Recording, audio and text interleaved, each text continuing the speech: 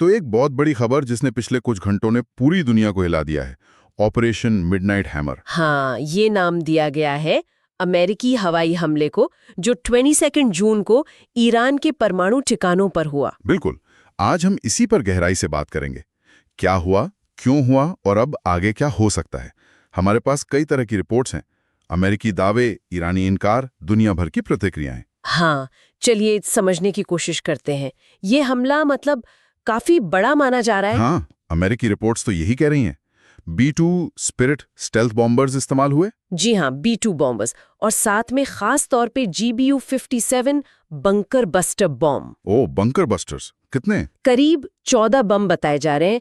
ये बहुत शक्तिशाली होते हैं, मतलब जमीन के काफी नीचे बने बंकरों को भी निशाना बना सकते हैं। तो जाहिर है निशाना ईरान के परमाणु ठिकाने ही होंगे। बिल्कुल, मुख्य तौर पर फरोडो, नतांज और इस्फहान, ये ईरान के सबसे अहम और कह सकते हैं सबसे सुरक्षित परमाणु केंद्र हैं। फोर्डो तो वो है ना जो पहाड़ के नीचे बना है। हाँ, वहीं शायद इसीलिए इतने ताकतवर बम इस्तेमाल किए गए। और रिपोर्ट्स में टमाहॉक क्रूज मिसाइलों का भी जिक्र है, जो पनडुब्बियों से दागी गईं। कम उसे काफी पीछे धकेलना। राष्ट्रपति ट्रंप का बयान तो बहुत स्ट्रांग था, कहा कि सब पूरी तरह नष्ट कर दिया। जी, और ये भी कि सारे अमेरिकी विमान सुरक्षित लौट आए। रक्षा सचिव हेगसेथ ने भी इसे साहसिक और शानदार कामयाबी कहा। तो ये सिर्फ नुकसान पहुंचाना नहीं, एक तरह से अपनी सैन्य ताकत का प्रदर्शन भी है। निश्चित रूप से इसके दो पहलू नजर आते हैं।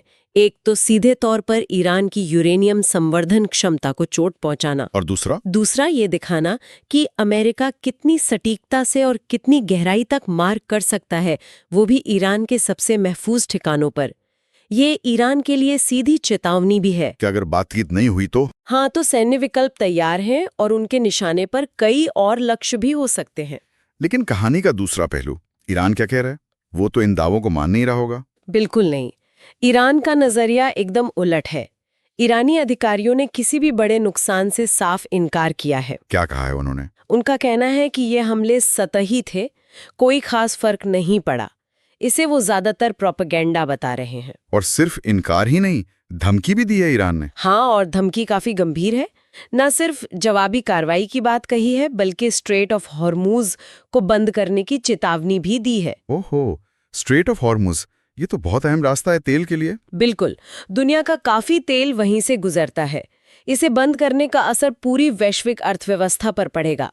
ईरान लगातार कह रहा है कि उसका परमाणु कार्यक्रम शांतिपूर्ण है और वो जवाब जरूर देगा। ये सब ऐसे समय पर हो रहा है जब पिछले दिनों इजराइल ने भी ईरान पर कुछ हमले किए थे। हाँ, और ये दशकों में अमेरिका का शायद सबसे बड़ा सीधा हवाई हमला है ईरान पर। तनाव तो मतलब एकदम चरम पर पहुंच गया है। स्थिति वाकई बहुत गंभीर लग रही है। बिल्कुल, पिछले कुछ सालों से जो तनाव चल रहा था, ये घटना उसे एक नए और ज्यादा खतरनाक मोड़ पर ले आई है। अब बात सिर्फ प्रॉक्सी वॉर की नहीं रही। दुनिया भर से क्या रिएक्शन आ रहे हैं? जैसा कि उम्मीद थी, प्रतिक्रियाएं बटी हुई हैं। इजराइल ने तो पूरा समर्थन किया है अमेरिका का। और कहा जा रहा है कि इजराइल ने खुद भी कुछ ईरानी सैन्य ठिकानों पर हमले किए हैं। हाँ, ऐसी रिपोर्ट्स हैं। दूसरी तरफ रूस और चीन ने इस हमले की कड़ी निंदा की है। और यूरोपियन यूनियन, यूएन, उन्होंने चिंता जताई है और दोनों तरफ से संयम बरतने को कहा है। रूस ने खास तौर पर चेतावनी दी है कि इससे परमाणु अप्रसार को खतरा है और हालात बेकाबू हो सकते हैं। एक्सपर्ट्स क्या मान रहे हैं? क्या ये हमला ईरान के परमाणु कार्यक्रम को रोक देगा या फिर ये एक बड़े युद्ध की चिंगारी है? ज्यादातर एक्सपर्ट्स यही मान रहे हैं कि भले ही इस हमले से ईरान के परमाणु कार्यक्रम में कुछ देरी हो जाए, कुछ महीने या शायद साल भर की, लेकिन खतरा असल में बढ़ गया है। चिंता यही है कि ये ऑपरेशन कहीं एक बड़े क्षेत्रीय या शायद वैश्विक संघर्ष में न बदल जाए। और अभी ये भी साफ नहीं है कि नुकसान हुआ कितना है असल में। सही कहा, यही सबसे बड़ा सवाल है। अमेरिकी दावे हैं, ईरानी इनकार है।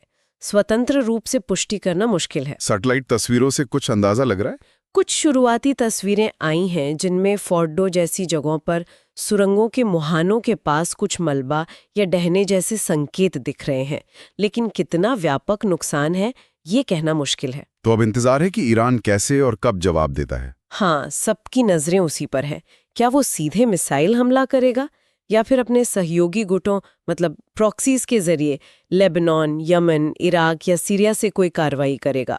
तो कुल मिलाके अमेरिका ने एक बड़ा कदम उठाया है, एक जोखिम भरा कदम। वो इसे सफलता बता रहा है, ईरान इनकार कर रहा है और धमकी दे रहा है। और दुनिया सांस रोके देख रही है कि आगे क्या होता है। ये ऑपरेशन भले ही ईरान की परमाणु टाइमलाइन को कुछ पीछे कर दे, पर इसने पूरे क्षेत्र को एक बहुत ही अनिश्चित और खतरनाक मोड़ पर ला खड़ा किया है। सही कहा। तात्कालिक चिंता तो युद्ध की है, लेकिन एक और बात सोचने वाली है क्या? कि इस तरह के सीधे टकराव लॉन्ग टर्म में, मतलब लंबे समय में, भू राजनैतिक समीकरणों को कैसे बदल सकते हैं? क्या ये भविष्य में ऐसे और हमलों का रास्ता खोल रहा है? ये एक बड़ा सवाल है।